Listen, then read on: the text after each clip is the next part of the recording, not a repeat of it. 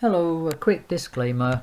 I am just an amateur and this is not my recommendations, but actually just what I did type of video.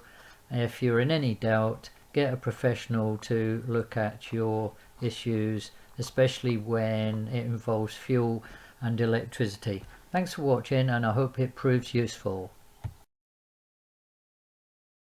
I would note that this diesel heater and pump was installed by a professional and he has tapped it into my main fuel tank in the van.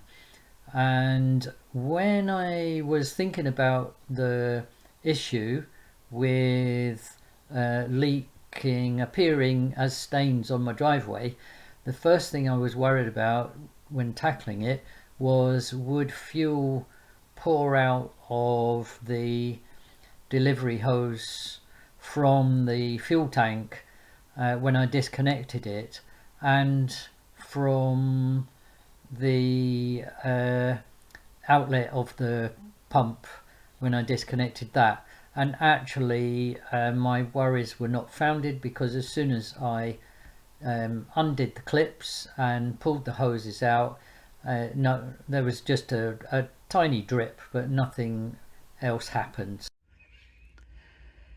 With these leaks all over the place, I thought it'd be easier to actually remove it from the van. And blow me down, but turning it over, and look, two great big splits in there.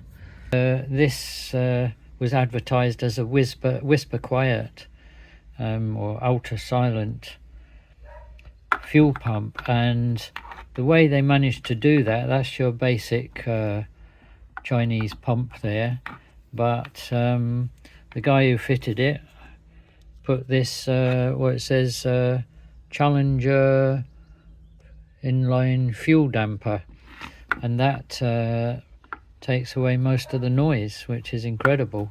So I've got replacements off of Amazon, I'm afraid, because I needed them quick, and it also came with a inline filter, which this never had, so who knows, maybe I should try fitting that in as well. Right, so I've replaced that hose and just put that one ready to take the small fuel line. I'm not going to bother with the filter at the moment, because I'm going on holiday in a couple of days time, and I just don't want any aggro with the getting airlocks and all sorts of things. I can always have a look at that another time. That's it, ready to go back underneath the van. And as I mentioned, that split, I was thinking of using it's actually already got a self-tapping screw which has been tightened too much, I think, or it's had some trauma, so I could use a system of washers, or I think I might just bend some of this strapping round to hold it together. And it's not perfect, but I think that will be better than using the washer idea. Fitted article, if it will just focus.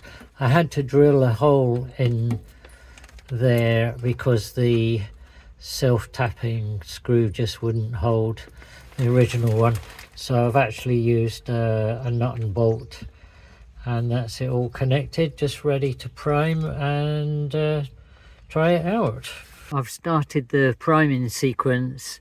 First I disconnected the controller from the battery, and then I got 4 zeros and pressed that button with that button simultaneously. It said H off, then I used that button once and it said H on, and this symbol appears to show that I'm priming.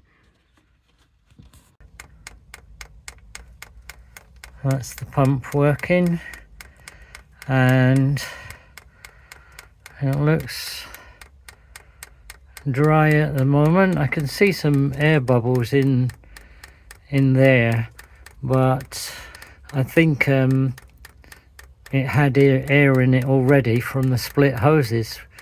Fuel was getting out and air was getting in. But anyway, it doesn't seem to have affected the diesel heater in the past. It's run okay, even though it was leaking. But I'll find out about that. And that's the pump switched itself off. Presumably it's intelligent and knows when it's finished priming. Anyway, I'll give a try firing it up. And I'm pleased to report that the heater fired up with no problems and is running just the thing. Tickety boo. Thanks for watching, and I hope this has proved useful to you.